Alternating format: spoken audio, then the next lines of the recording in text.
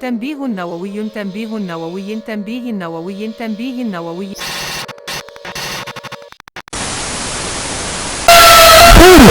قنبلة نووية ستضرب الصحراء الغربية خلال 25 دقيقة. يمكنكم البحث عن فيديو من الفور والفيديو